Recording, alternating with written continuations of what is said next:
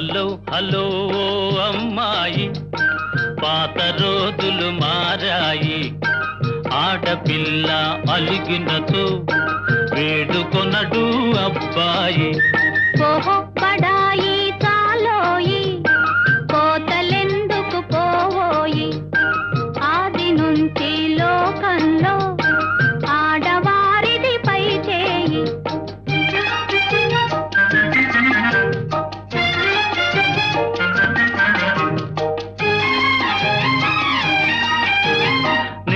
నిజాలు తెలియకని నింద వేసే పొరపాటు.